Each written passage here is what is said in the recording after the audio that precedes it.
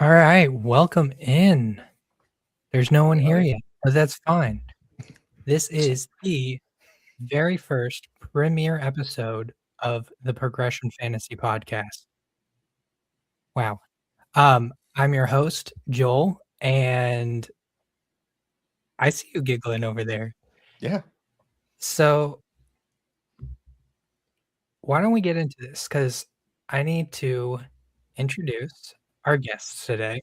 We have to my right, Brandon. He has been a longtime friend. He's been active in the lit RPG community for even longer. He's done some editing. Right now he's doing merchandising for different authors and stuff. Definitely go check him out. Brandon, how we doing today? I'm doing all right. Doing all right. It's damn nice out. We finally stopped snowing here. I'm no longer trapped in my own house. That's phenomenal. So yeah, I'm doing wonderful. How are you doing, Joel? I'm pumped. I am Pumped? pumped and I am I'm pumped that we've got one of our very good friends here that's waiting on us and staring at us like we're morons, and it's wonderful. yeah. So why don't we introduce our other guest, the man who needs no introduction, the author of one of my favorite completed lit RPG series, Well, it's not Michael like, Chatfield.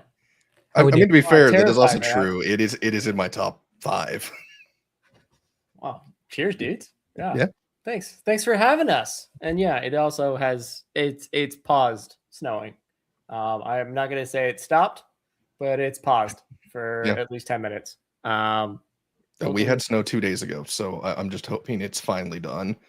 I wanted snow so much because, like, Christmas, it was 80 degrees outside, Oh. and then suddenly winter decided it all needed to hit at once, and so I was, like, without power for a few days, running off a generator, and then I was just like, "All right, cool, even with a four-wheel drive massive truck, I'm stuck in my driveway." Yeah. But Yeah, it is a the little biggest toy you've got. We got No, a little I got a backhoe. so that first time it snowed, we got a little over a foot, and I had to shovel out my entire driveway, and then the other day, we probably got, like, maybe an inch or 2 of, like, powdery stuff. Easy enough. Yeah. So Yeah. Like we've had so much snow that when I came back to here, there was like a solid half foot of ice that had laid down, and the city Mhm. was like, "Yeah, we need to deal with that." And so they basically got every person that could do like like any kind of mechanical, like, "Hey, you got a truck, you got a crane, you can do a backhoe, everything." They just got them all going down the streets just to clear it out, and it was just like, "Oh yeah, I guess that is an accident waiting to happen." What? No. Yeah, it's also like you can't stop sometimes, because if you stop, you're stuck, and then Mhm. you're like, no, just. But it's like kind of nice because like I haven't had a winter like this in a long time, That and I hopefully will not ever again. So it was one of those where it was like, I haven't really had a good snow outside of when I was living way up north since I was a kid. I was like, you know what? I want a white Christmas. I just want to, pretty and the idyllic.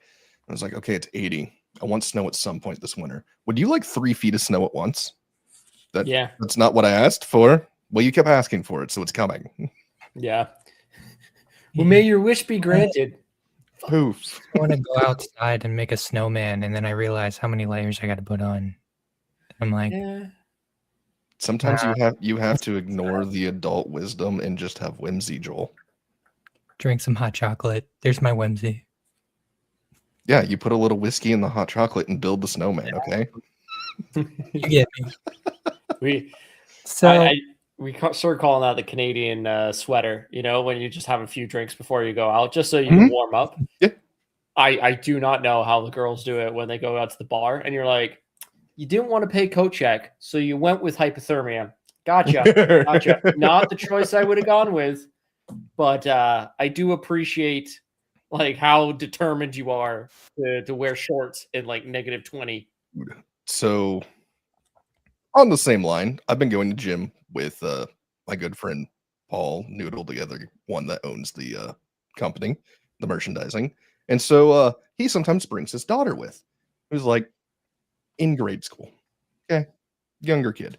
Every time she shows up without a coat or has like a hoodie wrapped around her waist, I'm just like, how are you not freezing? You are 75 pounds. I think it is the thing of like, especially with kids, they just get so warm from like running around and having Mhm. just energy. And then you're like, oh, my knee hurts just seeing that. And It's you're like like, I all am right, essentially in a parka, like I am in a full like workman's coat right now. I am shivering, yeah. and I'm massive and have fat here as layers. Like what is fueling you? This is very fair. Metabolism. That's My missing metabolism. That's where it Yeah. went. The children. So we got a little off topic, but why don't we circle back around to what we're here for? So this month, I'm having each episode be from the regression series. Regression is my personal favorite series, and it's the start of a new podcast. I'm restarting it, and so we are talking restarting the apocalypse. I love how you work that out. Right? Yeah. No, Just a slow clap, golf clap. but yeah, like regression is super fun. Like, I don't know. I really enjoy it. Well, It's definitely one of my favorite part genres. of One would hope that you would enjoy Regression it. fans You are do. writing it. Yeah, that is the part. No, I think you got to be obsessed about something to write it, because you're looking at like, I don't know, like a couple of years just to finish a series, Yeah. or just an insane amount of hours just staring at the screen, being like, yeah, this is gonna be cool. But And for it to be good enough for people to then also not go like, well, you messed up all of this. You have yeah, to be into that subject, especially with our fan base. yeah, and I think, but that said, you have to be like, okay, how do you want to write that story? Mhm. Because there is like so many different kinds of even regression, right? Mhm. We've got like OP main character. Usually, it's OP main characters coming back, because that's kind of just super fun. Of like, well, you Yeah. know what's gonna happen. Let's go do the cool stuff. Um, but yeah, like there's a quote I heard, and I was like, I love that quote, but it annoys me in a couple ways. The quote was, "If you went back in time, how would you do things differently?" And we all have, an idea of what we would do differently. Mm. But the reverse of that quote is, what like we think that we change one thing in the past, it has a butterfly effect through everything. Mhm. But we go, if there's nothing that I can do right now that would have a butterfly effect in the future. Like Uh, it's a weird dichotomy of like, oh, like I'm drinking water instead of whiskey today, right? mhm. We're advancing here, people. But when we like doing that, it's like, oh well, that's going to be a different choice, and then it has a unraveling of choices. So it's kind of cool of like, oh, when you see like a regression story, like um, if they do one thing differently, it has a whole different outcome. Yep. It's kind of cool, kind of Look, annoying, Yeah. kind of cool. I mean, I've always agreed with that. What you're going on there, where it's just like, if I believe if I go in the past and I step, like literally the butterfly effect, if I step on a butterfly, a tornado is going to happen 10 years from now. Why it's making the decision to go to the gym today or drink water? Why can I not make those and make the same drastic effects in my life? 100%. Yeah.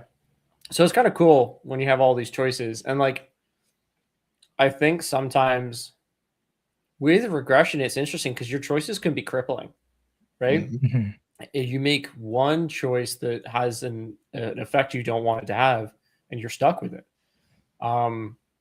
Unless you're doing like time loop, and then that's interesting because it's like the massaging of it all. Like, Mhm. okay, I need to work this again and again and again to get that perfect thing. Like, I think the perfect run, ironically named that way, kind of hits on the time loop effect a lot, because it's like, hey, I have to do this run perfectly, Mhm. and then I can advance to the next part.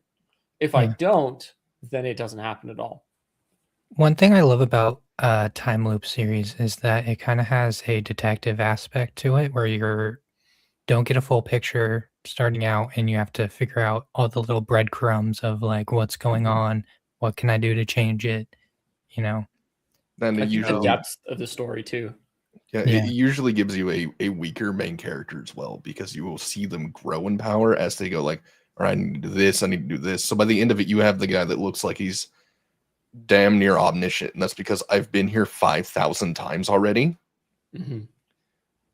I know that that person's about to drop that, which I need to grab and throw it over there so I can stop them from doing this. It's like, you look like Neo from the Mhm. Matrix. And oh, no, no. I have done this so many times that it's muscle memory, and I think I've done this while I'm asleep at this point at least once. Mhm. Well, why are you back here? I forgot the light switch. Yeah.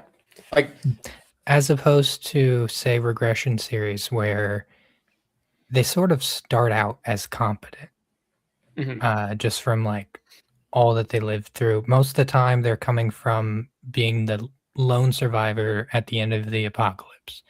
And they're coming back with all that competency and they get to use that to gain their power very quickly. I think that's actually really interesting what you said there, like competency. Because Mhm, competency in regression stories, I think, is a huge Hmm. part of it. Because if you have someone coming back in time and they have no idea what they're doing, you're like, okay, like you kind of know what's going out, but like you're not maximizing it, right? It's like, mhm, we have those things where we're like, oh, if I came back in 2008, I would have done this. If I came back in 2001, I'd do this. If I came back in 1950, I'd do this. It's like, oh, like it's a fun thing to run through.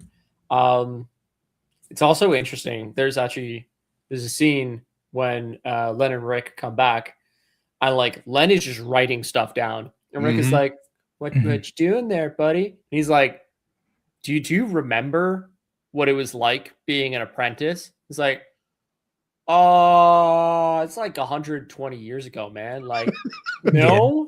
He's like write everything down because like your memory is fallible.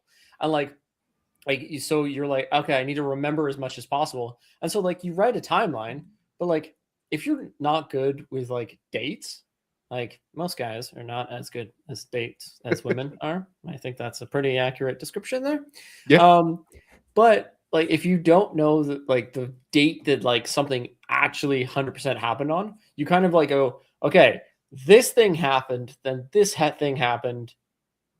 Wait, did this thing happen before this or after Mhm. this? You're sitting there And with the so red string going like, I think this one, this one, this one, and then this one. And because of this one, that one happened. So we need to stop that one especially. yeah, and like it can be overwhelming of like there's so many decisions you can make and the ripples that it has, which I don't know, that's kind of super fun because then your characters are, oh, we regressed back in time and we essentially changed the way that everything's going to turn out, We but we did don't 4 know how. actions, but we messed up So, everything for the future. So we've got like a good 30 things we know will happen. Everything else is up in the air now. Yeah. Oops, I right. think. So, Yeah. before we get too far into this, would you like to do a really quick synopsis summary of restarting the apocalypse? Chatfield. So yeah, okay. I guess Restarting the Apocalypse. There's two guys who went through the apocalypse, Mhm. and they basically, yeah, I know, it's a surprise. Um, it's literally on his books. Um, so they go through the apocalypse. They deal with a whole bunch of stuff, and they there's like when you have an apocalypse, everything else keeps not being great for a really long period of time. Finally everything starts turning up sunshine and rainbows for them, and then another group, a cultivator sect essentially, and comes over to the planet that they're in, which is called Uriel. It's like essentially alternate Earth, and they start doing stuff. The basic premise is two old dudes come back to restart before the apocalypse and try and make sure that humanity doesn't fall apart this time. um, yeah, they just try real hard. And sometimes that's great, and sometimes that's not, because they're people, I've and read your books, Chatfield. Rick is a little dumb. So yeah, there is a scene that I just had to write with Rick. It wasn't. It was actually Len, and Len comes up with a saying, which is WWRD, which is what would Rick do? Did he proceed to Which blow it up? no, he proceeded to wreck the entire economy of a kingdom, That sounds about right, yeah. in a night, and then yeah, it was interesting. Whoopsies. Oops. Yeah. I would like to That's bring up, like, you touched on this, but the fact that in their direction, it's the writing it down. Very seldom do I see that in these series. Mhm. Because not only is it, the human mind is fallible, that is the moment when you remember the most. There's no new information incoming. It's all right, this is what happened, this is what happened, this is what happened. All right, I'm going to write it down immediately. And Mhm. especially in a series like this, where it's the lit RPG world. So we've got stats and things that elevate you. And he went from having the mind of an immortal to he's a teenage kid again with 0 stats. Mhm. So you were back to yourself as a high schooler. Let me tell you, there's a whole lot of things I forgot while I was there, let alone now. Yeah. Like one part he has like when they're staying stuff down, I was like Lemons goes, okay, what was the last things you were working on? Because that's the most advanced Mhm. thing that you know and you understand. Now, if you know how the most advanced thing works, you can probably backfill to the Yeah. most simple rudimentary way, but you can also go, okay, how do I speed up this process as much as possible, which is a heck of a lot of fun. Like, yeah, but we've got like city building, we've got crafting, we got 2 dudes just trying to figure it out. Yeah, exactly, exactly. Seems most of the time while reading the series, it's Lynn trying to figure out how to get Rick to do it and not just build a city. Yeah, he really likes building, man. Like, Yeah. I mean, as an so avid crafter myself, especially when we get in the video games, it's like, all right, what are you guys doing? All right, I'm gonna go off and kill all of these. I'm gonna take care of these. I'm gonna do these quests. Hey, Brandon, what are you doing? So we have 6 different kingdoms with outlying defenses at 3 deep. yeah, yeah, Dude, this like is Minecraft. Why do we need that? it's more fun. Seemed like a good Yeah, idea at the time. yeah, and like it is like I think it's really fun for them because the world that they knew, when you have a breakdown of society with apocalypse, people stop trusting one another. And Mhm. so actually the biggest advantage that they have is working with other people, which is kind of a common theme I realize for me with my stories is like, hey, together we're stronger than apart, and just watch us slap noobs. So what you're saying is they're beating everyone with the power of friendship. 100%. And this gun I made. Maybe the power of love, except when they do their switcheroo, it's mostly Rick trying to not fall over while he's got his foot stuck in his pants. that No was Sailor a great. Moon, but I love that. It's the Lynn immediately. All right, I'm writing So things down. I'm getting what money and items I have together. I'm immediately going to try to find Rick. Rick, all right, I need to figure out how to put on pants. Step 1. Step 2, I need to go punch a kid in the face. yeah. Yeah. Step 3, let's get kicked out of the academy. There is literally a point where Step 4, we're now in debt to a man. yeah. I'm in debt to my So- friend. Step 5, like literally Profit question mark. rob someone in front of the police. It's like, I don't know how that goes. Yeah, yeah. I just love that I love how particular it's like dynamic, especially when we go from like the last series where we saw this kind of dynamic, 2 dudes. Both of them were generally competent in what they were doing. The 10 realms. Mhm. Both of them Mhm. were professionals in their particular fields, and then going onwards into the 10 realms and dealing with all of that. Then you've got, all right, Rick, I was a mercenary that was dealing with the apocalypse. You know how often I had to deal with no pants? you forget sometimes. Yeah. And Like- Lynn, who's like, all right, so I was your NCO for the entirety of this. I've had to make sure that people were fed the entire time I've been dealing with you. Here are your pants and the money you forgot. And now here's your passport because we need to leave right now. Yeah, it is a fun. I think it is fun doing two people going back in time, because Mhm. nearly always it's one guy goes back in time and that's it. Mhm. Constantly keeping the secret and dealing with that stress and making that entire thing. And it's, while good, is a repeat. It's also super, like, I would be like, oh, that's like super lonely, and like Mhm. you've literally lived a life. Like Len was married, like Yep. there is okay, that's gone. That like you can't have that same relationship with someone else because it just will not happen the same. It's Mhm.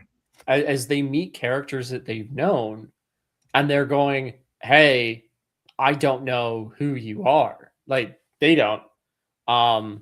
That is, it's kind of heartbreaking. And then like Leonard and Rick are just kind of like, they have to laugh it off because it's either that or they just go, oh man, this is just so rough. But they like there's a weight on their shoulders of, hey, all of these people died so that we can do this. Better not make sure, man, better make sure that doesn't happen again. Like whoopsies. Yeah. Like that's The two old grizzled soldiers now back with no knee pain and hair. oh man. He really talks about that a lot. Yeah. Yeah, it does. But the two grizzled soldiers that are brothers more in covenant than they ever could be in blood. I fucking love it. Like, I don't know of another series where I go like, all right, we have two characters that are so in step that multiple times you have them literally not talking to each other. It is weird grunts and just throwing things. Yeah. Which, as someone that has been around a lot of people like that in my life, where it is like, oh no, that is entirely real, and I love that you've done it damn near perfectly. Where it's just the, you don't have to say anything. It is just the, all right, whose car are we gonna take type mentality. Yeah. See, and this is the thing. Like, I was on the complete opposite side of the spectrum because It's because you're on the whenever I spectrum, Joel. approached you at So am I. Lit RPG Con at Chatfield, one of the things I brought up was that when you have the characters that are like two military guys, and because you did it for 10 Realms as well. Mhm. But in 10 Realms, you have Rugrat, and Mhm. Rugrat is a character. Mhm. Like, you fall in love with him, like, whether you want to or not. And I didn't really have that for my first read Mhm. through Restarting the Apocalypse Book 1, but Gary Furlong does an amazing job as Rick because he gives him this like almost uh, Jason Statham vibes Yeah. is what I got from Rick, and it just added so much character and made I, me fall in love with the character. I now And need to go yeah, listen to this because I'm just mostly a reader. So I'm just like, that sounds hilarious. right. It is okay. So I think the narrators do some kind of magic when they get a book, like because audio is such a cool part of this. Mhm. Um, like and Gary like just kicks ass, which and so it's a lot of fun. It is interesting because like Rugrat and Eric, right, the two characters from Ten Realms, they're younger. They're like third, like they're beaten up and they're old, but they're like 33, Yeah. right? Mhm. Whereas these guys are like Len and Rick are 150-ish years old.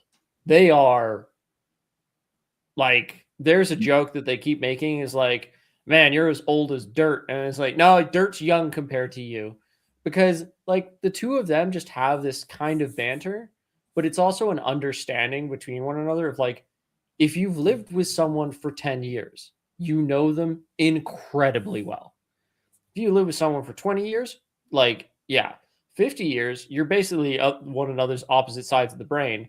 150 years, like you could probably figure out how their brain's going, but you don't want to anymore because you've seen the deviousness of it, and you're like, no, that is not what I want to do today. But it does make it so that their interactions are a little different. Like Mhm. when younger characters, people usually are more forward. To Len and Rick, they have fronts, but it's very rare that we see behind it. Mm. Like there's one where like Rick seems to have like boundless enthusiasm and joy. But he's using that to basically be like, okay, we got to go. We got to keep pushing. And like the two of them, when something happens that slows down progress, the two of them are like, we need to figure this out right away. And you get to see them like just attack the problem as much as possible. Yep. And but like I can definitely see like Rugrat is a character who is like he's just so large, right? Which is a lot of fun, but also I think that like people will say, oh well, you've got the two series with two partnerships, and I'm like, yes, but Eric and Rugrat are very different from Len and Rick of how they do it, and that's because of their backgrounds and their history and how they're kind of like associated with one another. So we got a question from an audience member. So what inspired you to write Restarting the Apocalypse? Kyle. Nice to see you in here, bud. It's you know what? Okay. I like stories. I think the big part to me was I write what I like to read a lot of times. And so I was really liking regression stories. I was finding them so much fun. But I was reading a lot of actually Korean regression stories. And like they're really good. But I find that especially with a manhwa, you don't get as much depth of character. And I really wanted to show what's the depth of character, what's like the kind of behind the scenes, and like my stories usually go into what's the nuts and bolts of how we make this work, which I find super exciting because it's like, hey, we made this piece of gear, and like like in the manhwa, it's like, and we win everything. It's like, Yeah. no, we made this one piece of gear which allowed us to go do this thing, then take over this thing, and because we took over this thing, we could do this thing here. And now we basically have turned this thing into a factory that builds this stuff, which allows us to do this thing and it's like that kind of interconnectedness of like, I always like the characters and the world. It's earned. It's not we're gonna just leapfrog our way forward. Which I know that we were talking about Joel at Lit RPG Con of like, okay, I want to see where they're going to go, and it's like because it's that foreshadowing thing which happens in like regression stories so much of like, oh, we do this thing, we're going to get here, and then you kind of see that. I find that hard because I don't want to take joy out of the moment that it happens in the story compared to like, okay, we've just started this thing, and like, people are like, oh, that's like, okay, cool, you got that thing, and then it's like 20 chapters later, we got this thing, and they're like, wait, how? It's like, oh yeah, that small thing that we did over there had this impact. And so it's like, it's this weird, where do you have your payoff? How do you want to do your payoff? So which way do you prefer?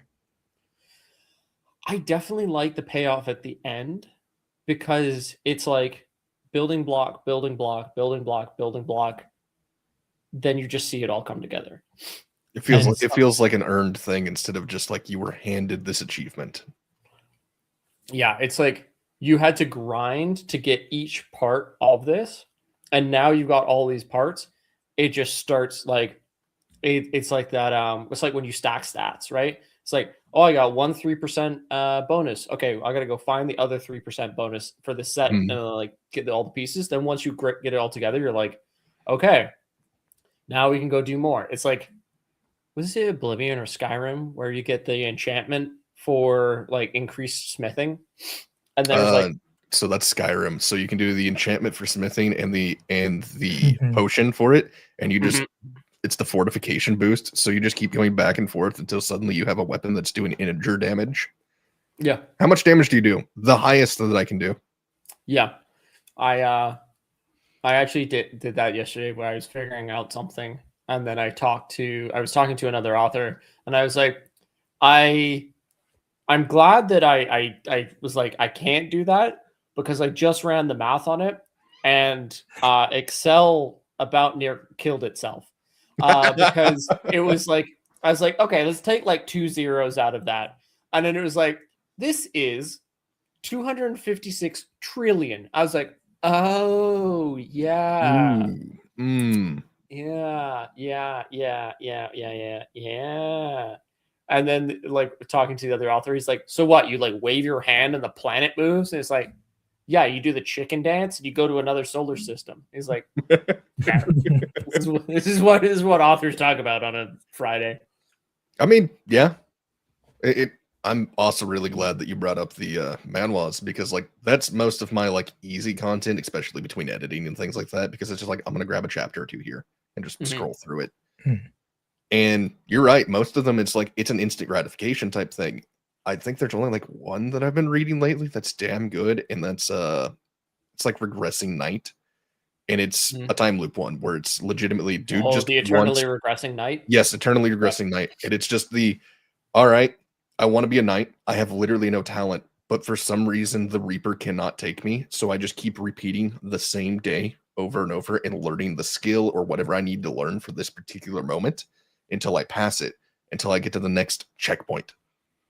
And I think like that's an interest. Like I love like I I'm also love that into this one. series. The just Yeah. checkpoint, because the only other time it's like I've seen it is oh, what was the name of that series?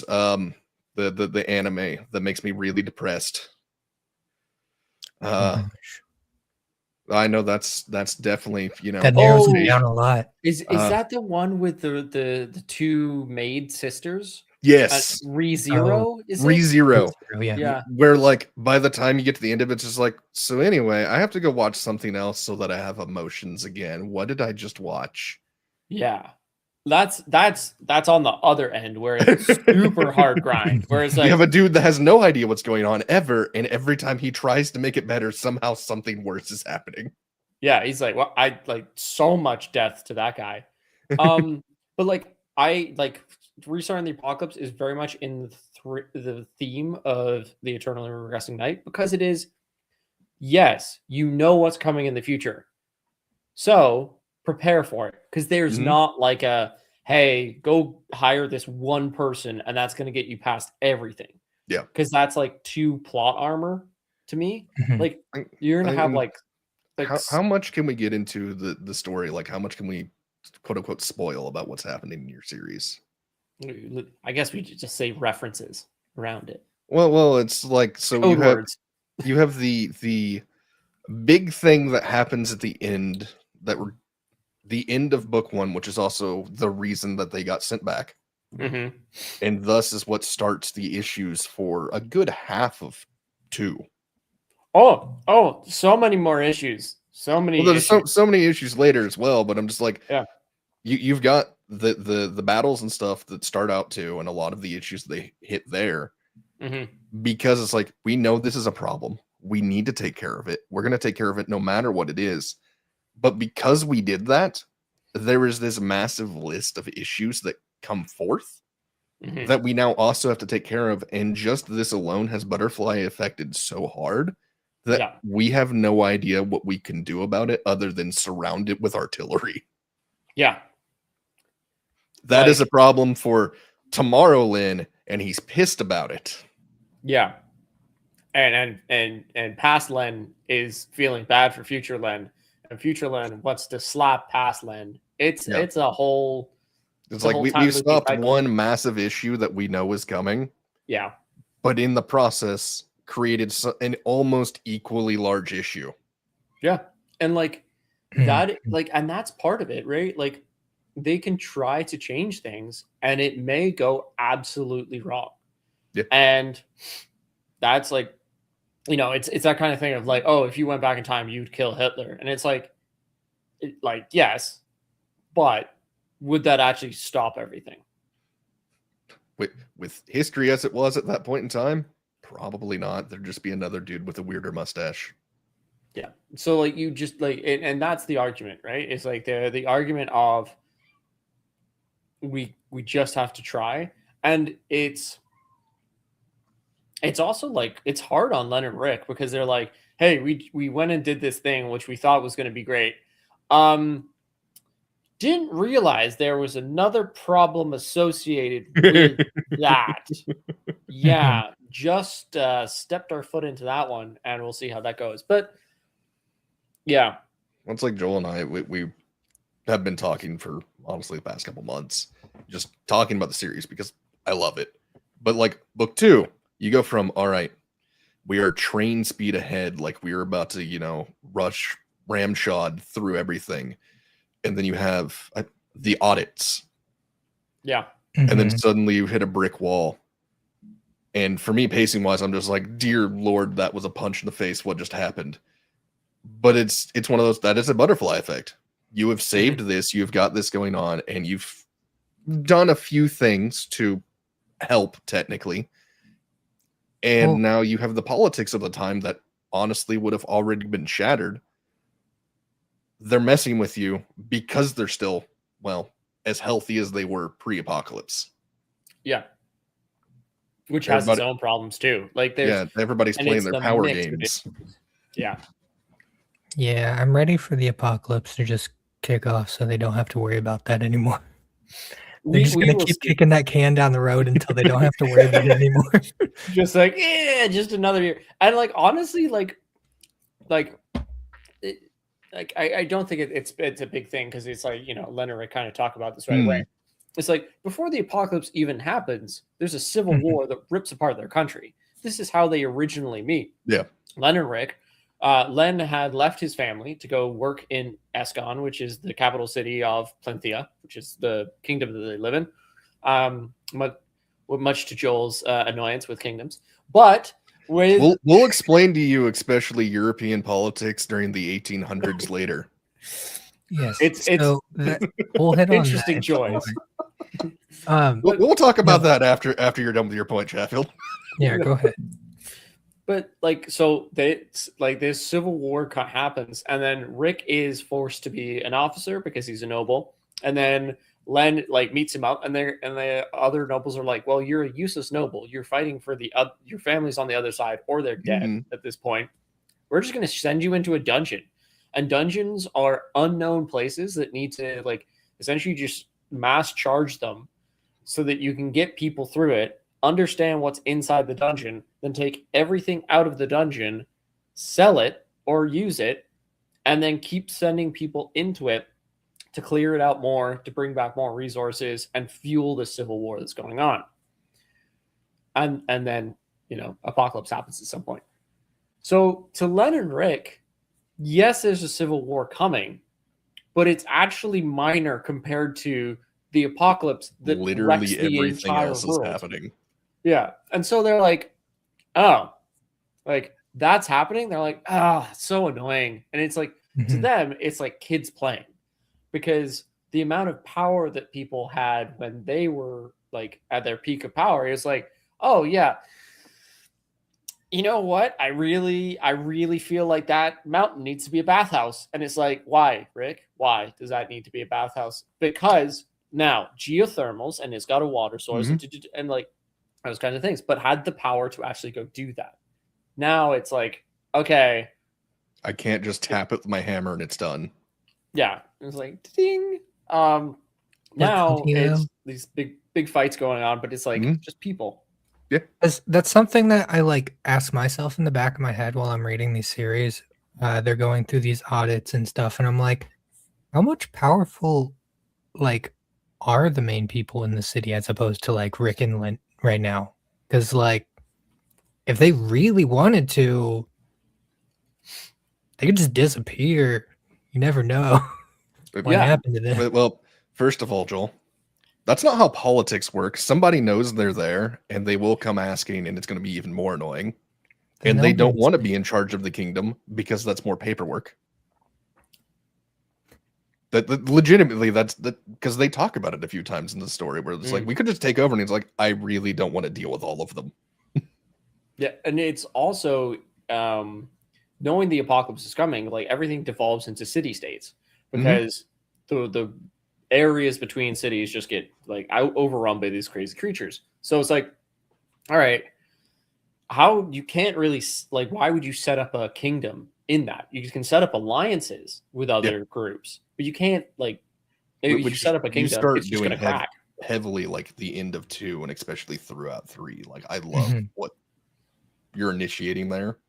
It's gonna be interesting. Definitely building up a lot, and it brought back the momentum that was kind of lost in 2, and I love it.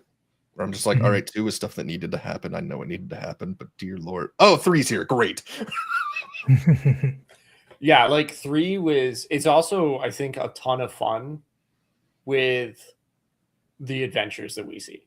Like, yeah, I was telling Brandon whenever we first got on the call that the first half sort of reminded me of like the start of like some Ocean 11's like heist where they're just going and getting everybody in the crew.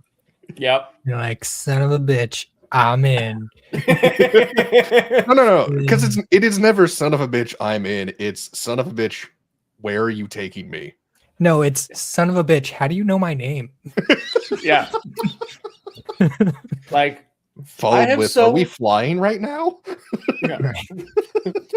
And then just like, one of those manhwa panels where it's like just like a shine of light going across the screen and just like, ah! It's like, yeah. Be quiet. It's hard to concentrate. Start shaking. Like, stop it. Have a book. Yeah.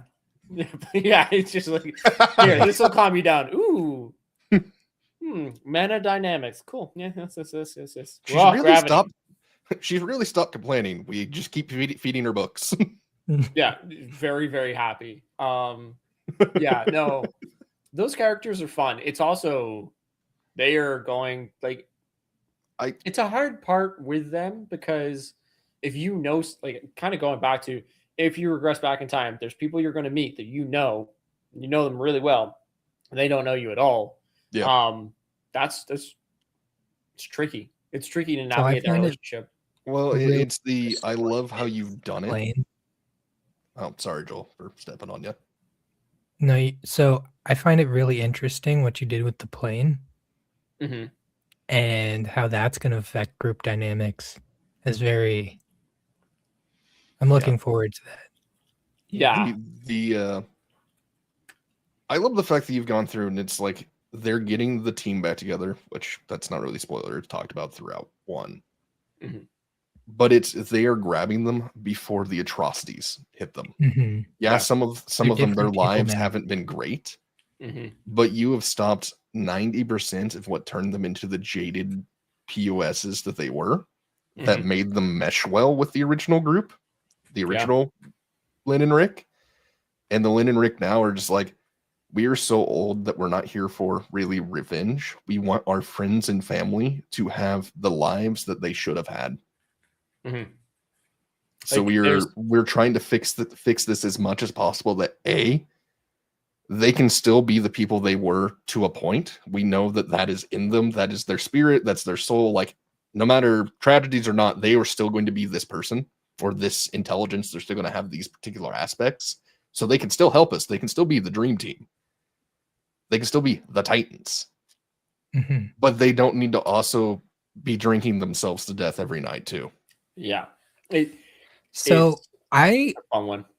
I'm really curious to see how that affects plot moving forward, because they're not as jaded as they used to be, but that can lead into some issues as well with like, we've already seen that a couple times.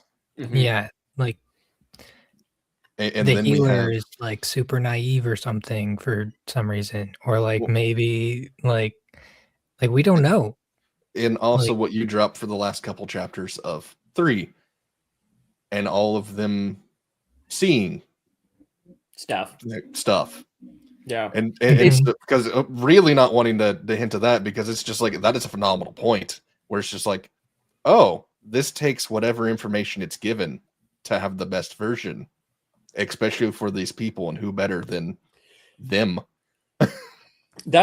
So interesting enough, that wasn't supposed to be a big plot point. I was talking to another author and I was like, okay, so I'm gonna have this thing and it teaches people stuff, and he's like, oh, how does it teach people stuff? I'm like, oh, well, it takes the memories and then and he's like, oh, so they're gonna learn this? And I was like, yeah, This is why yeah, you talk to people, Chatfield. yeah. I was like, yeah, that's a good one right there. I'm putting 2 I'm people in here taking that that have idea, seen them thank at you. their. No, never mind. But yeah, if you haven't read it yet, people, go read book 3. It's phenomenal. I hope you enjoy. Yeah, like he was also, when he read book 3, he's like, okay, what's 4? I need 4 right now. That's where I'm at. Well, it's like when I talked to you at Litter Con, where I was like, all right, Chatfield, I love this. And we talked a little bit, and I was like, all right, so you got book 2 on you, or yeah, like, give me them goods. Yeah, but book 4 is trust me, it's underway. It's going through the editing process right now, which is awesome. And then I'm working on book 5, which is, whew, she's this is a lot. But my only request is don't make it as dark as the middle of 10 Realms. No, I want that. But the entire city is gone. But We that built was this city. the best freaking fight scene in the series. yeah, Joel loves the massive fight scenes. The massive fight scenes are great. I was super sad because it's like everything and my pet are gone. But they made them pay for every inch. Yeah. Of course they did. Yeah. Because we're Americans. They're like, you know what we got? We got magic and firepower. Damn it. An entire series about what happens if we bring the Americans into an cultivation. Essentially, realm. yeah. Like, yeah. What? So bullets can't hurt them. They can if we make them explode. Yeah, like I'll enchant that shit. Oh, they have domes. We have landmines. Yeah. There's a couple of points in there where it's like, oh yeah, so like, you know, the city, yeah, it's fine, and then just layers of bunkers appear. This is in the 10 Realms. It's like just bunkers start appearing, and then they're full of like mana cannons, and people are like, why? Why did you do that? And they're like, you know what? We thought 1 wasn't good enough, so we made like 10,000, and bye, and just deletes. We heard this phrase and we liked it. It was called the best defense is a good offense. And what's a better offense than 10,000 artillery cannons? Yeah, that was, now that's also where you have, okay, you're no longer the enemy, it's dear grid coordinate. Yes. To whom it may, bye. To whom it did concern. Yeah, you are now atomized. But yeah, I think with I can, you know what, I won't make a comment because I think there's too many spoilers I'm trying to leave around. I was like, don't spoil the things, especially because I want people to go out there and read it. This is another one of those that I think it's going to be in like my top 10 once you're finally finished, just because you've done so damn good by bringing the characters out and actually having it build. One of the things that blows me away is just how many long-running completed series this guy does. Like Emerelia. The Emerelia is the one that's in my top 5. Emerelia is my... It's probably 2. Yeah, because that's pretty damn good for completed. Well, Challenger's series. Call is up there at book 1, series 1, and you know. Unfortunately, World Keeper is a finished series now, so sorry, bud. So interesting enough, if anyone wants to sign up for my newsletter, you get to hear me reading Amarillia. And it's like, I read it, like, I did this like last week or whatever, and it was so weird reading Amarillia. And like, it was the chapter 2, I think it was, where we have Dave, like Austin becomes Dave, and he's in the game, and it's him being revived and then walking through the city, and they're like, "Oh, how's it going, man?" And like all of the people in the streets, because there's a like the NPCs, They treat him like an NPC. yeah, and he like kind of like scoots under the radar, and they're like, "Oh, cool," and he's not being a jackass like all of the players who are like, "Hey, let's go finish this quest. Okay, let's go get coins. Okay, let's go do this." And he's like, "Could I have a shovel?" And she's like, "Yes, dear, you can have a shovel." He's like, I would like one shovel, a pickaxe, a backpack, and a map to get the farthest fuck away from everyone. Yeah. Like, tell me you're a hermit without telling me you're a hermit. And they're like, I've been dealing with investors and shareholders for the past 10 years. I want nothing to do with anyone anymore. And then everything turns weird. And as we all know, especially as men, if given the choice, we will just go dig a hole in the dirt. Yeah. Yeah. I did that as a kid, and apparently I was too close to the power line. So that's what's wrong with you. No, power line was like this. And when we moved house, yeah, I think my dad was supposed to like tell someone about that. Just didn't. Because we went past it like a few months afterwards, and there was a work crew that were like fixing the power line, because they had to like recompact all of the ground around it and put it straight. And they're like, "Yeah, the fuck happened here?" It's like, my son had a shovel and too much time. Yeah, diggy hole. Like, I think I remember purchasing a pickaxe. Like, I was so happy to get a pickaxe and just went to ham, because I was like, "Oh, I could use the pickaxe to break up stuff," and then I used the shovel to shovel it out. And my dad's like, "Oh, okay, cool. You have fun with that." Like, there's a reason that fighting Tetris for the #1 spot in games is Minecraft. Oh, we like cubes and digging. Just give me more of that. It's like, yeah, we'll do that, please. Like, which is why Rick can only dig holes and build cities. He probably, like, diggy hole is probably the ringtone of his life. Get the Windrose version? Yeah. That tracks. I love how they dressed up for it too. I was like, that's badass. Yeah. Did you see they actually brought was it Mark out for one of their tours that they did? So the Yogscast are the original creators, Mark. Yeah. Mark writing it. They actually brought Mark out and had him sing it with them on their tour there. That's great. It happened a couple months ago. It was phenomenal. I haven't seen Yogscast in a hot minute. It's one of those, I needed nostalgia, and I went back and I was watching like Moon Quest. Going back and watching old YouTube things that you watch as a kid. Yeah. And you go like, it still feels great because they aren't trying to pander to me about something. Yeah. And that is a lot of stuff. Yeah. Like, I think it's just fun to write. Like, I admittedly write really long series, but I love doing longer series because then you can get into kind of the small bits and pieces. But it's also like, it's a hard balance to hit of like, have the small pieces, but not so much that you're like, "Oh man, can we like move on?" Yeah, those like tastes.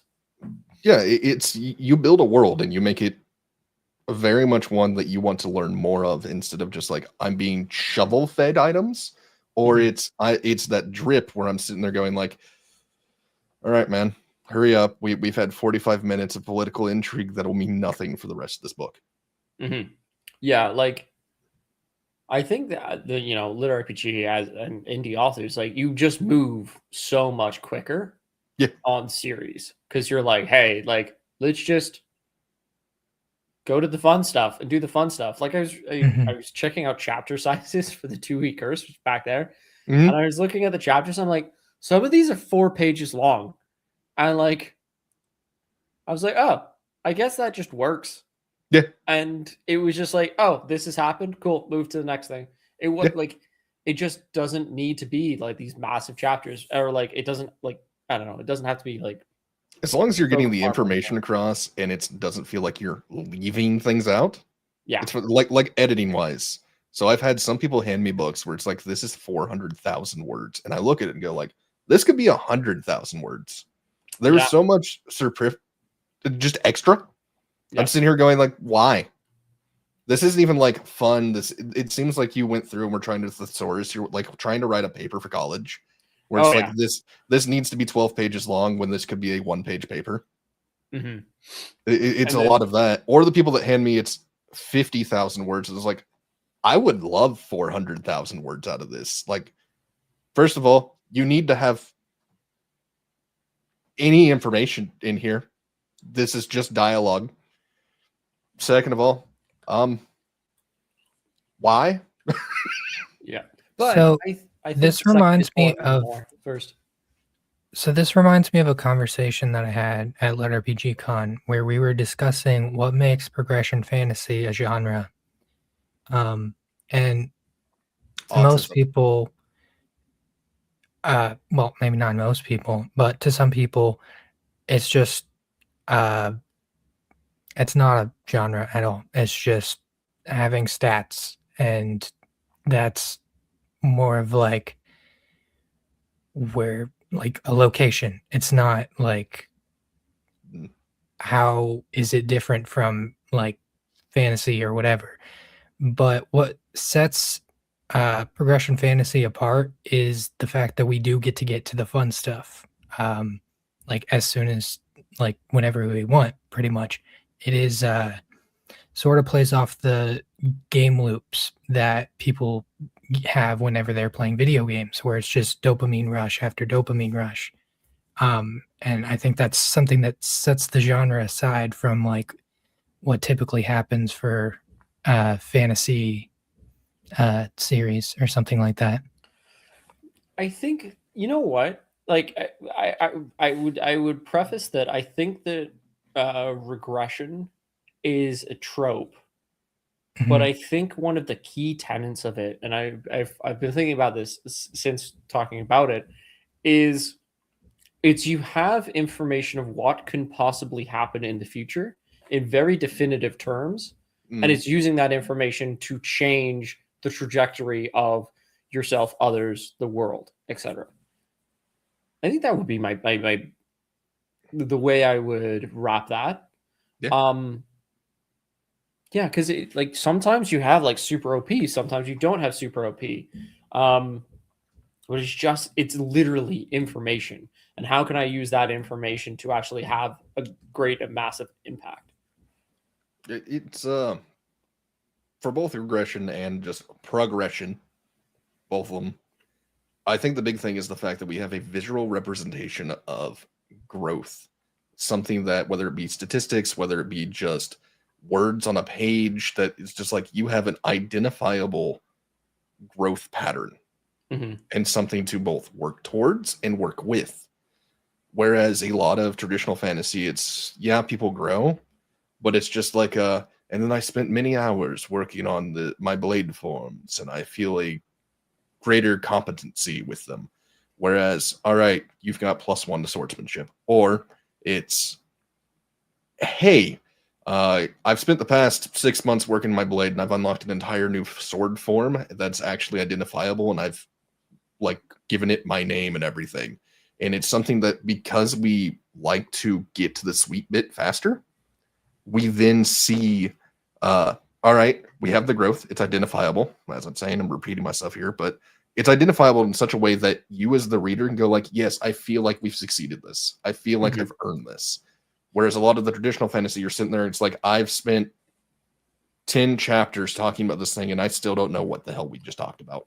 Mhm. Yeah. I feel sometimes like you can have it like say magic, right? And magic is this thing where usually it takes a lot of time to learn. Well, you can kind of circumvent it a little bit of go Mhm. like, He worked for 10 days just casting, and then it's like, oh, like boom, finally, and then you see this notification. You can do that in like 4 or 5 sentences instead Yep. of he did this, then he did this, then he did this, which is fine, but it does dilute it, and you're like, how does this move the story? Because Yeah. I think like every chapter I write is like this has to affect and move the story forward. If it doesn't, then it's like, why is this here? Yep. Which like I had massive edits in book 3, was it? Yeah, in book 3, where I took out entire scenes because I was like, this happens, like it can happen, but like why? Like it doesn't actually push the story forward. Yeah. So let's just take it out. And so I had to like remove that entire section because I was like, it bogs it down instead of speeding it up. You need to go with the pacing, the flow, and if it's not doing something either for the plot or for individual character development that is, as you're saying, going to progress the story, why the hell are we here? 100%. Yeah. See, it's coming back to that flow, that dopamine that you get from the game loop. So let me ask, do you have any questions or final thoughts you'd like to talk about the series? Either Chatfield and Brandon, something you want to ask us, or I will say that we do have a release date for book 4. hell yeah, big hype. So that's pretty sweet. We also another news, 10 Realms, if you didn't know, is coming to bookstores, which is so freaking awesome. Yeah. Like, so we partner with Athon, and they've got a print run going and all this kind of stuff. I'm going to be actually doing a tour throughout the US, which is going to be pretty cool. We're doing East Coast starting May 18th, in May 18th or 19th in Boston. And then we're going all the way down to Orlando. So that's just the first leg of the journey. We've got 2 others coming up. Dates will be announced and locations will be announced. It's like, definitely keep us posted because I'll try to get out there at least one of them. Yeah, because like we're like, okay, if we can get like indies into bookstores, then we can like just start like getting more movement, because like indies into bookstores, like I thought like I was essentially never going to get there unless I went for a traditional deal, and Athon's created a way for us to do this. And so this is a freaking cool opportunity. Well, it's like Athon's been kicking it out of the park lately with some of the things they've been doing. Yeah, so it's super cool. So that's the thing. We got more Restarting the Apocalypse coming out. We also we got like website editions. Oh, yeah. So we were able, like, because we thought it would be fun, we did different. So this is Restarting the Apocalypse book 2. But as you can see, this is Len and Rick when they were like in like doing the dungeon fighting the first time around, right? So this isn't them as they are right now. So like, you know, where we've got the two sides of it, that's really fun. Actually, do I have one here? No, I don't. Dang it. But where you have like the 2 different sides where it's like, hey, here's the past, here's the future, or like they're looking at a location and it's different. And that's just, it's a lot of fun. We have book 4's cover art coming up, and it looks tasty. Magic, the people who make it actually do the art for Magic the Gathering side thing. It's kind of cool. I've noticed that there are quite a few authors that seem to go track down some of those because we're all nerds like Magic as well. But it's just like I know character design. They do phenomenal character design, and they hit the niche on the head where it's just like you've got exactly the amount of whimsy and detail that we need. It is interesting because like I can see behind Joel's head, like, you know, there's a few posters he's got up there, and they're different styles for like different backgrounds, right? So that's 10 Realms. This one. Yeah, so that's the Korean. But it's an anime art style. It's the Korean release that spacing on names now. Huh? Heroes Gate. Yeah, they produced it out in Korea. Yeah. But yeah, like it's fun to see like in the different mediums how you get like different art come from it. But no, like I'm having a lot of fun with restarting the apocalypse. As I said, I'm working on book 5 now. And so I'm hoping to get that done before I start my tour, because like I know during my tour I'm going to be a little messed up, but I'm hoping that we can have like I think the target is to have a couple of books out this year for that series. So yeah. Big hype. It looks like someone's asking, is there going to be any unique merchandise you'll be bringing with you on tour? Anything special you're bringing with? Yeah, so we will have tour t-shirts, and so it's got all the tour stuff on it. Kind of like we're like, you know, when you go to like a concert and you get those shirts on it, we wanted to get that. That's really cool. The other thing is that we have book tour exclusive bookmarks. So these are numbered. You can only get them from like me as we're doing this. They look super cool. Are those like I've got your one from Lit RPG Con. Just sexy. I got a couple over there. So it'll be similar like size, but these ones are they're done in the style of the 2 Week Curse, the new version of the cover. So these ones are actually green printed on. They're engraved. They've got like the numbering on them as well, and it's just like you know what's it? It just has Book Tour 2026 down one side, and it's got like sigils. It's got like actually has the some art from the Second Realm where it has like the rune circle up at the top. I got the proofs and I was like, okay, this looks cool. And then it arrived at like one of my team's like homes, and like she was like took a picture of it, and I was like, oh yeah, like I need one of those. So yeah, we're gonna have some cool stuff like that. We may have other things like loot boxes, but we have to talk to the different places we're going to see if that's okay with them or not. Yeah. But yeah, so we'll have some cool merch for that. And then also the books. So yeah. All right. And I believe the only question I have is, Joel, do we need to describe the entire geopolitical situation leading up to World War One? And from there, also the technological standpoints, understanding that, yes, there were kingdoms and a lot of the battles were still fought in castles, yet telegraphs and, steam engine existed. It's hard for me to wrap my mind around, because when someone says World War One, I don't think of kingdoms, even though there were mainly like there's still kingdoms, right? Monarchies. Yeah, but in my mind, those are like countries. Those are the same thing. It's just the kingdom is led by a king. It is a country led by a king.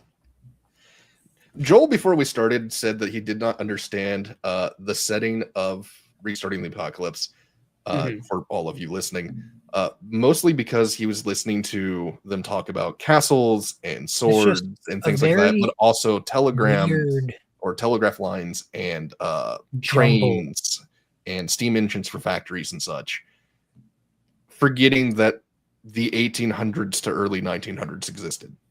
All right, so are you going to keep taking my words out of context, or are you just going to let me explain myself? No, I am. What I'm trying to tell you is that it is a mashup of a bunch of stuff going on at once. You have kingdoms, you have gunpowder and trains, you have rune technology, you have steam technology, you have monsters, creatures. It's just a weird time period for me to wrap my head around, of having an apocalypse, a monster apocalypse happening. I mean, fair. It is interesting because, like, essentially, like, I put it on this world called Urel because I didn't want it to be Earth, because I don't I like sometimes that limits you in a lot of ways with your story. And also because then I can just make up a whole bunch of different really cool places to go and steal people. But when it's early 1900s, essentially, like era of technology. So yeah, you got trains, but the trains are running on steam. You've got telegraph wires, so those are doing all their thing. And we are having a lot of frictions. And the frictions are, as we see in this time period, nobility is having a harder and harder time to actually exercise their noble powers and control over their domain, because people are like, no, like, how about no? Like, we've got income now, we have ability, and the merchant classes and other people are starting to rise in power. Plinthia, which is the kingdom that they go into, is largely isolated, or able to be isolated, because it's pretty much like surrounded by what's called the Stained Mountain Range, which goes like as like kind of a semicircle from like the south over to the east, which gives them a lot of like stability in that way. Other countries have changed over or haven't changed over. So some places may have castes, and then other places may be, okay, we are like a democracy of some kind, but it's like a founding democracy. I like all of these different kinds of political systems that are kind of working, jiving together. Mhm. It is interesting because Len and Rick are working with that as a basis of technology. So in the 10 realms, when we have Rugrat and Eric, when they come over, they are used to gunpowder, and they're used to technology, and they're used to like the common amenities that we have right now. Len and Rick never had that. So they're used to steam engines, they're used to mana being used as a fuel source, and they're used to enchanting. So it's kind of makes a fun, like, to me, it's a fun area, because like I was learning about boiler technologies, and then like being like, okay, this is essentially going to be kind of steampunkish, because it's, hey, let's take a train, enchant the train, and then make the steam engine work better with enchantments and go that way. It's also like the solar flares that are sending mana across the world mean that the telegraph lines are out, but it also means that like as mana infuses materials, it makes it unstable. Yeah. And mana is an inherently unstable force and energy in this universe. And so like your fuel sources, like, so your gunpowder, your coal, and your coke, they're like kind of like having this weird changes happening to them. And as they get like hit with more mana, it can mean that they have random effects. So that is like blowing out steam engines. It's causing guns to either, it's like you fire and it's like beep, or you fire and the entire thing explodes. And so like the mana is suffusing the world, and so there's just a little bit of weirdness. So right now it's going to be like, when they start, it's really weird because mana is just proliferating throughout the world. But as mana like hits a stabilization, a normalization area, then we start to have, okay, you could have firearms. But Len and Rick, when they went the first time, they didn't really have firearms until later on, because they were like, well, we got used to fighting with swords and stuff, and then we found out gunpowder worked again, so we had to relearn how to do gunpowder, make gunpowder good again, and then we had to make weapons good for that. So there's like this weird jostling of series of technologies that goes on because they were dealing with just situations. Whereas this point, they're like, oh, can we just make stable gunpowder now and then never lose the technology of how to use weapons manufacture? Or like, in fact, possibly make things I could better see that than having even a what we major had at the end. effect as far as like weapons manufacturing. You've taken this, what is, in much comparing it to our world around the late 1800s, early 1900s, this conflicts of change where you've got all these technological changes, political changes, and then also just mindset changes, and then you bring in the mana system. I love what you've got going on here, because it's this massive, once again, conflicts of change, where it's just what's going to come out on top, and you have these two that are going through, and it's like, we saw the end result of what we got. What if we give them something akin to our end result? What more can we have by the time we get to the same time period that we left from? So one thing I wanted to discuss is what you do with your mana systems is absolutely insane. Like in all your books. One thing that comes to mind is the floating cities in Imerilia. You have runes that one steals heat from an area, the other steals like coal from an area, and because those two are like right next to each other acting constantly, it's lifting this entire city into the sky. Hey Just man, from the thermodynamics. Mana yeah, dynamics, man. mana Mana dynamics. dynamics. And you're doing something really interesting in restarting the apocalypse because you're using the train lines as sort of these mana networks, pathways, Mhm. as well as using the wall as a mana battery. And it's just like, ooh, and the dungeons are giving more mana power. We don't have ley lines, we have train lines. You have Yeah. mages that make really good spells coming. I'm just saying, it's all coming together. I'm seeing the big picture, and I'm super excited. It's also like one thing I really like doing with series is like this is the way that I'm gonna take a direction, but it doesn't mean that there's not a ton of other ways to do this.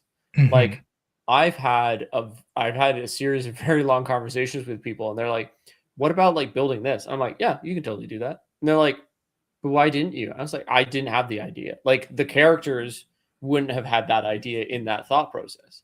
But when you say it, like, yeah, that sounds like a great idea. Um, but like I think that's fun to me because then people go like, "Oh man, it would be so cool if they could do that."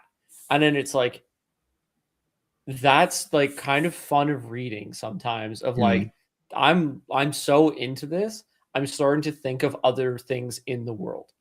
Mhm. And what we will be seeing is how different cultures use different technologies and different information. That's And exciting. it's that I would say that Len and Rick's end goal is to essentially make sure Urel is free Mhm. of like these other sects that come in and essentially like they go, "Hey, we're going to use this entire planet as materials for us." And it's going, "Yeah, like let's stop that. How do we stop that happening?" It's like, "Oh, well Have you you heard of make my people friend strong." Magical 50 BMG? Yeah, yeah. Hey, there is something called a heavy repeater, and that is firing 40 millimeter shells. Um, it literally looks like an anti-flak cannon, and if you look at book four's finished art, you will see what it looks like, which is just it's a lot of fun. I Chatfield's been like making reading all sorts of 40K stuff. again. Got it. You know what? 40K is a lot of fun. It's a lot of fun. I didn't say anything against this. No, I'm so excited for Total War to come out. oh, that is going to be a lot of Yeah. fun. Yeah. Like You're gonna make me go play Space Marine 2 again. hey, it's a great time. I need to Oh, go get my dailies, my weekly on that. Kyle asked a question earlier. Joel, so when are you getting your book? Yeah, Not Joel. for a while. Um, yeah, I got a podcast to run now, and on top of that, I'm working full-time job, and so Slave away, I Joel. guess we'll get to it Right. when we get to it. Hey, Sorry. what is writing if not burning out constantly, repeatedly, All the time. all the time? It's a lot of Just fun. just start hear Mad World slowing in the background. All around me are familiar. Yeah, it's a little too close to home. You gotta kind of put the mute on that one. Oh gosh. It's like my Yeah. fiance, and she's like, yeah, it is. He's like, what are you thinking about? I'm like, enchantments. She's like, why? I'm like, why not? Like I'm trying to figure out how I could use these enchantments to have this kind of effect because that would be super cool. And then this thing could happen with this thing. And she's like, I don't get it. And I was like, and then she'll like leave the room, and then my comeback will be like, my hallucinations, people enjoy them, I swear. And then she's just like in the other room. She's like, sure. I'm like, It pays for the house. eh. It's an interesting time when someone's like, what do you do? And I start getting interesting responses. I make Like, believe so hard that it gives me money. yeah, I was like, I make other people hallucinate. And they're like, what? And I'm like, with ink and paper. So not a drug dealer. Mm. I don't know. I regularly stay up until like 2 a.m. reading something. So Yeah. I'm not on my own supply, but I am on someone else's.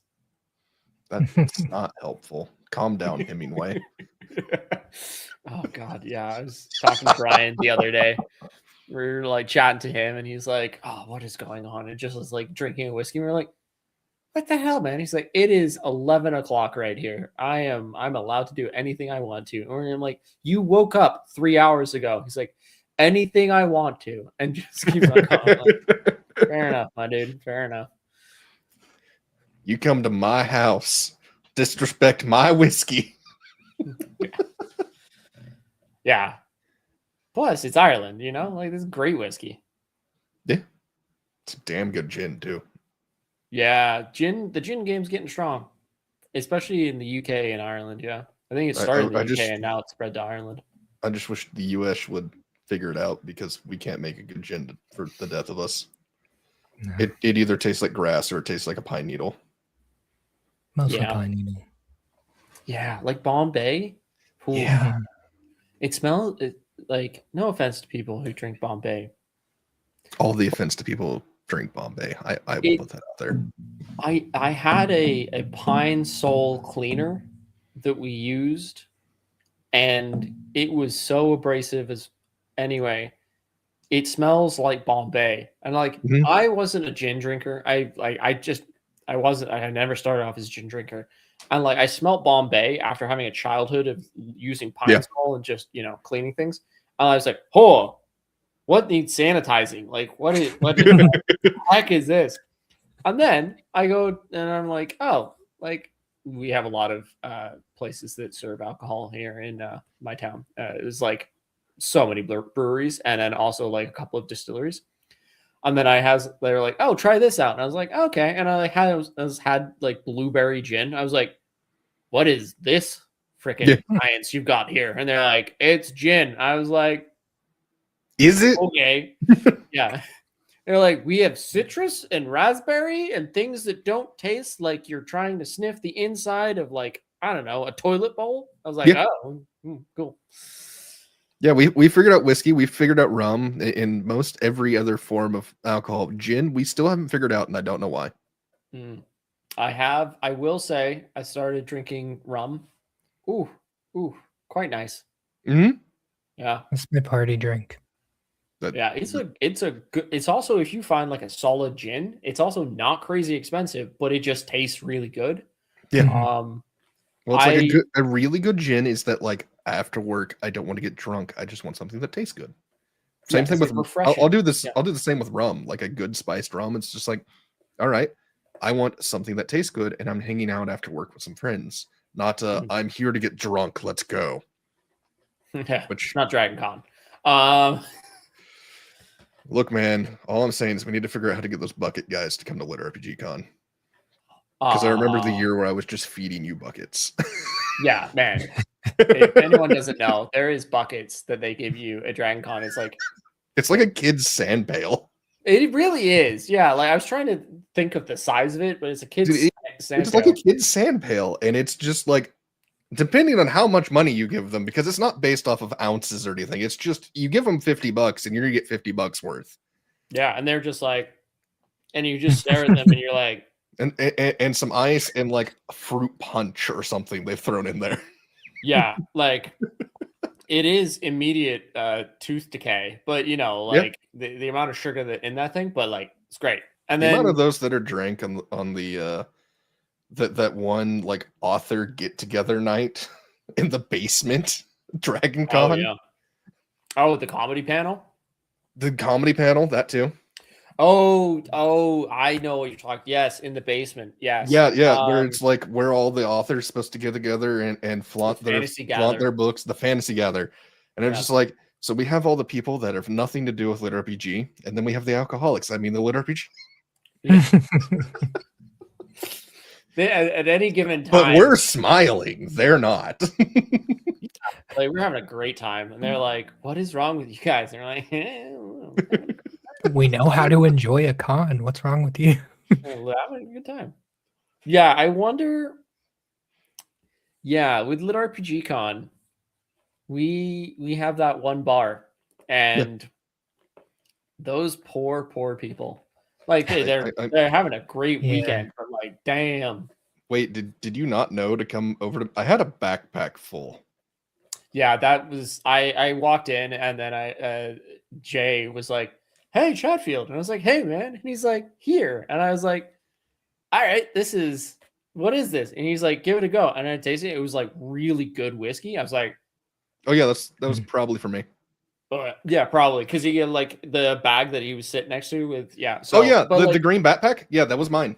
So that was Whitestone Courage, the whiskey that was made to go with Critical Role. I have another bottle that I'm going to be bringing with me this year as well, because it's one of those. It's like $130, but it's one of the few whiskeys I go like, I am willing to pay that for what this tasted like. Yeah, it's like it's when you have nice things. It's like, okay, this is worth it, and it's fun. Yeah, and like we've got like we're lucky with the community. Like I was talking about this with someone else the other day. I was like, we're lucky with the community that we have of like it's a lot of cool people doing cool things and just like excited for one another. We're all happy that we're all here. We want to lift each other up because we want to all succeed. We love that we're all here and the fact we're making something together. That's just a ton of fun. I don't really know of many other communities out there where we all actively love each other, and it's just like, no, we want to keep going. We want to keep having these events and having more growth so that we can go like, hey guys, this isn't for the money. This is for we want to hang out with each other. Lit RPG Con kind of came about because it was too loud at Dragon Con. We couldn't find each other. We couldn't sit together. All right, we're going to go do our own thing with blackjack. Yeah. And like now you know where to find each other. Just follow the noise. Yeah. It's fun because like, especially with that con, there's like people who are like, oh yeah, I'm not usually very social. And it's like, then you talk to them and they're like being super social and you're like, not very social. But it's like, oh, well, because I am hanging out with people who it's just it's so much fun to hang out with these people. Yeah. And hey, we're talking about stuff that we understand. Like we all get this. We all have fun with it. Yeah. Most of us are introverts. It is just we're in this specific location where we know we can be safe with each other and be nerdy. Yeah. It's all something we're passionate about. And that means we can literally talk for hours about it. So. I mean, well, point, we've been here for an hour and a half. We've been here for an hour and a half. Yeah. Oh, speaking of which, should probably start wrapping up. So I think we did that 30 minutes ago. No, because I didn't wibbly wobbly, man. Time is an illusion. Don't bring that here. Goodbyes or anything, or thank yous. So, on that note, I'd like to thank you guys for coming on. It was a fantastic show. I'd like to thank everybody watching. Thank you for being at the very first episode. Please hit that subscribe button. Catch us next time. We're going to have Bruce Centaur and Jess from Jess. You good there? Yeah, I'm good. Sorry. Jessica Wargo. There you go. Oh, cool. Yeah. Yeah. We're going to have her on. We have Regression, Harem, Spicy on Valentine's Day weekend. So there you go. Come hang out for that. Should be a lot of fun. And the weekend after that, we have Daniel Wisniewski. He does quite a few regression series we're probably going to be talking about. Mhm. There is Apocalypse regression. He does Cultivator, like Start an Evil Sect Cultivator. I forget what the title is right now off the top of my Mhm. head. But that should be a really fun episode. I don't know if I have anyone on, or You're having I Paul don't come on. have someone finalized for that episode. You have Paul come on for that one, don't you? No. So the week after that, we're going to have Adam Stubbs on, where we are talking Reborn Apocalypse, which is That's one of gonna be my fun. all-time favorite regression series. And that one we're going to have Paul on, and that should be a lot of fun because he is phenomenal narrator. He does this over-the-top anime style where it's like, and he died instantly. And it's so good. So stay tuned for that. That's the rest of regression month. And I'll see you next time. Thank you, everybody, for having us on. Have a good one. Thank you.